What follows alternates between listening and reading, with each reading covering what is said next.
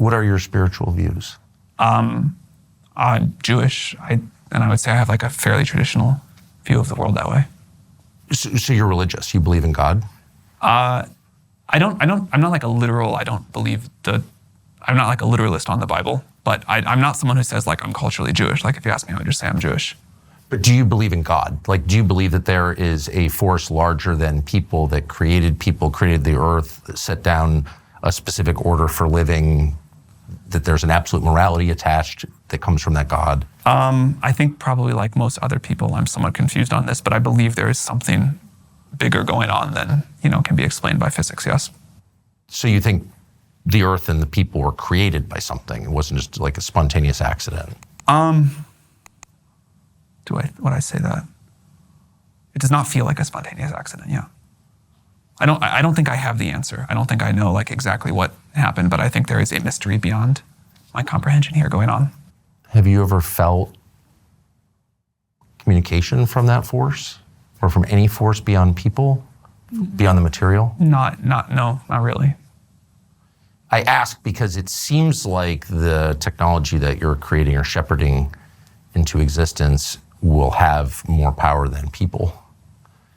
On this current trajectory, I mean, that will happen. Who knows what will actually happen, but like the graph suggests it. And so that would give you, more power than any living person. So I'm just wondering how you see that. I used to worry about something like that much more. I think what will happen, I used to worry a lot about the concentration of power in one or a handful of people or companies because of AI. Yeah. What it looks like to me now, and again, this may evolve again over time, is that it'll be a huge up-leveling of people where everybody will be a lot more powerful, or everybody that embraces the technology will be a lot more powerful. But that's actually okay. That scares me much less than a small number of people getting a ton more power. If the kind of like ability of each of us just goes up a lot because we're using this technology and we're able to be more productive or more creative or discover new science, and it's a pretty broadly distributed thing, like billions of people are using it, that I can wrap my head around. That feels okay. So you don't think this will result in a radical concentration in power? It looks like not, but again, the trajectory could shift again and we'd have to adapt. I used to be very worried about that, and I think the kind of conception a lot of us in the field had about how this might go could have led to a world like that. But what's happening now is tons of people use ChatGPT and other chatbots, and they're all more capable. They're all kind of doing more. They're all, able to achieve more, start new businesses, come up with new knowledge, and that feels pretty good.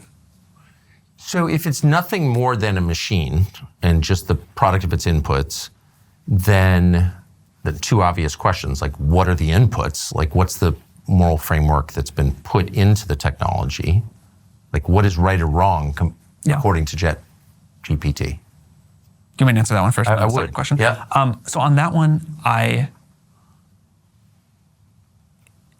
someone said something early on in ChatGPT when that really has stuck with me, which is one person at a lunch table said something like, we're trying to train this to be like a human, like we're trying to learn like a human does and read these books and whatever. And then another person said, no, we're really like training this to be like the collective of all of humanity. We're reading everything. We're trying to learn everything. We're trying to see all these perspectives. And if we do our job right, all of humanity, good, bad, a very diverse set of perspectives, some things that we'll feel really good about, some things that we'll feel bad about, that's all in there. Like this is learning the kind of collective experience, knowledge, learnings of humanity. Now, the base model gets trained that way, but then we do have to align it to behave one way or another and just say, I will answer this question, I won't answer this question. And we have this thing called the model spec where we try to say, here are the rules we'd like the model to follow. It may screw up, but you can at least tell if it's doing something you don't like, is that a bug or is that intended? And we have a debate process with the world to get input on that spec. We give people a lot of freedom and customization within that. There are, absolute bounds that we draw, but then there's a default of if you don't say anything, how should the model behave? What should it do? How should it answer moral questions? How should it refuse to do something? What should it do? And this is a really hard problem. That we have a lot of users now and they come from very different life perspectives and what they want. But on the whole, I have been pleasantly surprised with the model's ability to learn and apply a moral framework. But what moral framework? I mean, the sum total of like world literature or philosophy is at war with itself. Like the Marquis de Sade is, like nothing in common with the Gospel of John. Right. So like, how do you decide which is superior? That's why we wrote this like model spec of here's how we're going to handle these cases. Right, but what criteria did you use to decide what the model is? Like who decided that? Who did you consult? Like why is the Gospel of John better than the Marquis de Sade? We consulted like hundreds of moral philosophers, people who thought about like ethics of technology and systems. And at the end, we had to like make some decisions. The reason we try to write these down is because A, we won't get everything right. B, we need the input of the world. And we have found a lot of cases where there was an example of something that seemed to us like, a fairly clear decision of what to allow or not to allow, where users convinced us like, hey, by blocking this thing that you think is an easy decision to make, you are not allowing this other thing, which is important, and there's like a difficult trade-off there. In general, the attention so a principle that I normally like is to treat our adult users like adults, very strong guarantees on privacy, very strong guarantees on individual user freedom, and this is a tool we are building. You get to use it within very broad framework. Within a very, very broad framework. On the other hand, as this technology becomes more and more powerful, there are clear examples of where society has an interest that is in significant tension with user freedom. And we could start with an obvious one, like, should ChatGPT teach you how to make a bioweapon? Now, you might say, hey, I'm just really interested in biology, and I'm a biologist, and I want to, I'm not going to do anything bad with this. I just want to learn. And I could go read a bunch of books, but ChatGPT can teach me faster, and I want to learn how to, I want to learn about like novel virus synthesis or whatever. And maybe you do. Maybe you really don't want to like cause any harm. But I don't think it's in society's interest for ChatGPT to help people build bioweapons, and so that's a case. Sure, that's an easy one though. There are a lot of tougher ones. I did say start with an easy one. Well, every decision is ultimately a moral decision, and we make them without even recognizing them as such. And this technology will be, in effect, making them for us. Yeah. And so, well, I don't agree with it'll be making them for us, but it will have to. It'll be influencing the decisions for sure, and because it'll be embedded in daily life. And so, who made these decisions? Like, who are the people who decided that one thing is better than another? You mean like? What are their names? Which kind of decision? The specs that you alluded to that create the framework that does attach a moral weight to worldviews and decisions, like, liberal democracy is better than Nazism or whatever. They seem obvious, and in my view are obvious, but are still moral decisions. So who made those calls?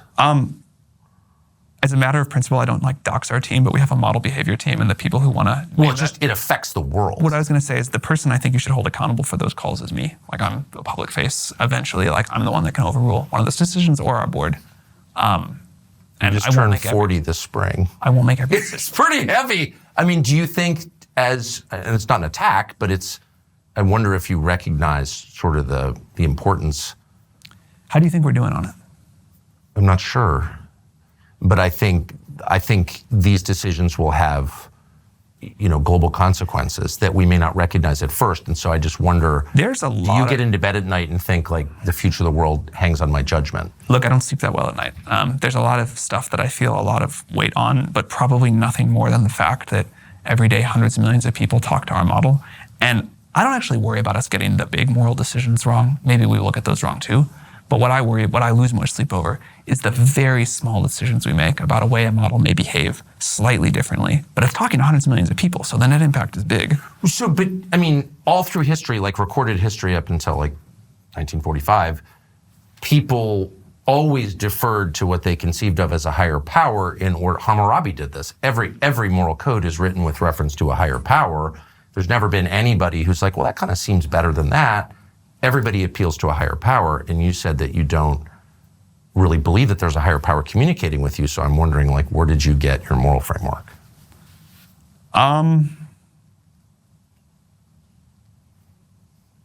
I mean, like everybody else, I think the environment I was brought up in probably is the biggest thing. Like my family, my community, my school, my religion, probably that. Do you ever think, which is, I mean, I think that's a very American answer, like everyone kind of feels that way. But in your specific case, since you said these decisions rest with you, that means that the milieu in which you grew up and the assumptions that you imbibed over years are going to be transmitted to the globe, to billions of people. That's like a big thing. I want to be clear. I view myself more as like I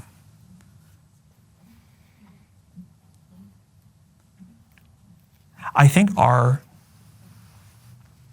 the world, like our user base is going to approach the collective world as a whole. And I think what we should do is try to reflect the moral,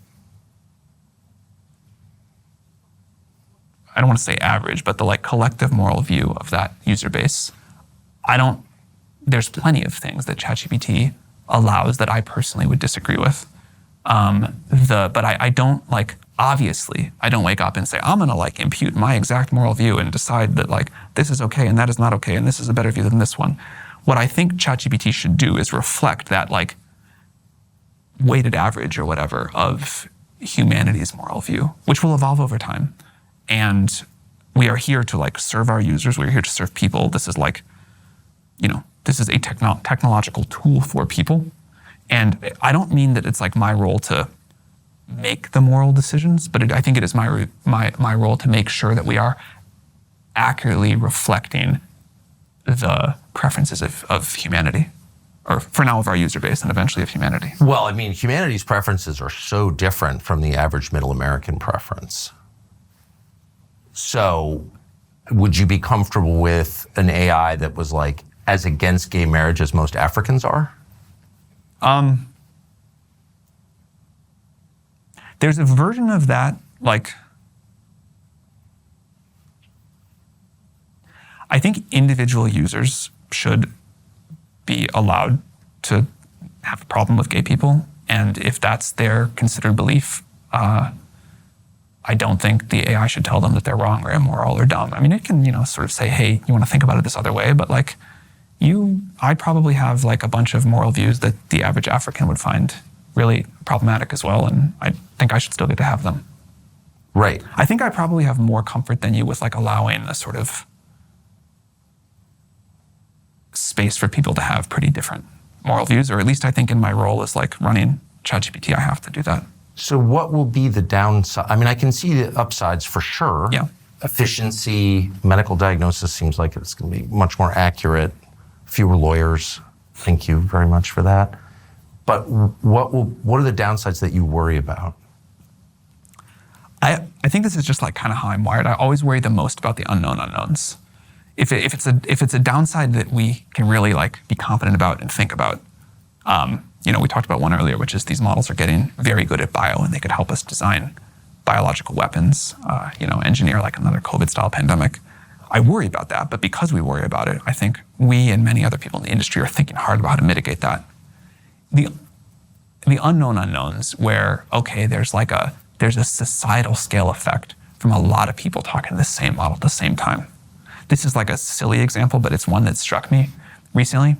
LLMs like ours and our language model and others have a kind of certain style to them. They talk in a certain rhythm and they have a little bit unusual diction and maybe they overuse em dashes and whatever. And I noticed recently that real people have like picked that up. And it was an example for me of like, man, you have enough people talking to the same language model and it actually does cause a change in societal scale behavior. Yes. And, did I think that ChatGPT was going to make people use way more em dashes in real life? Certainly not. It's not a big deal, but it's an example of where there can be these unknown unknowns of this is a brave new world. So you're saying, I think correctly and succinctly, that technology changes human behavior, of course, and changes our assumptions about the world and each other and all that. And a lot of this you can't predict, but considering that we know that, why shouldn't the internal moral framework of the technology be totally transparent. We prefer this to that. I mean, this is obviously a religion. I don't think you'll agree to call it that. It's very clearly a religion to me. That's not an attack. I actually would love, I don't take that as an attack, but I would love to hear what you mean by that. Well, it's something that we assume is more powerful than people, and to which we look for guidance. I mean, you're already seeing that on display. What's the right decision? I ask that question of whom? My closest friends, my wife, and God. And this is a technology that provides a more certain answer than any person can provide. So it's a religion. And the beauty of religions is they have a catechism that is transparent. I know what the religion stands for. Here's what it's for, here's what it's against. But in this case, I pressed, and I wasn't attacking you, sincerely, I was not attacking you, but I was trying to get to the heart of it. The beauty of a religion is it admits it's a religion, and it tells you what it stands for. The unsettling part of this technology, not just your company, but others, is that I don't know what it stands for, but it does stand for something. And unless it admits that and tells us what it stands for, then it guides us in a kind of stealthy way toward a conclusion we might not even know we're reaching. Do you see what I'm saying? So like, why not just throw it open and say, ChatGPT is for this, we're for suicide for the terminally ill, but not for kids or whatever. Like, why not just tell us? I mean, the reason we write this long model spec, Yeah. and the reason we keep expanding it over time, is so that you can see, here is how we intend for the model to behave. What used to happen before we had this is people would fairly say, I don't know what the model's even trying to do. And I don't know if this is a bug or the intended behavior. Right. Tell me what this long, long document of, tell me how you're gonna when you're gonna do this and when you're gonna show me this and when you're gonna say you won't do that. The reason we try to write this all out is I think people do need to know. And so is there a place you can go to find out a hard answer to what your preferences as a company are, preferences that are being transmitted in a not entirely straightforward way to the globe? Like, where can you find out what the company stands for, what it prefers? I mean, our model spec is the answer to that. Now, I think we will have to make it increasingly more detailed over time as people use this in different countries. There's different laws, whatever else. It will not work the same way for every user everywhere. I expect that document to get very long and very complicated, right. But that's why we have it. Thanks for watching our YouTube channel. We hope you'll subscribe to it. And by the way, you can hit the little bell on there and get notifications every time we produce a video. We hope you'll do that also.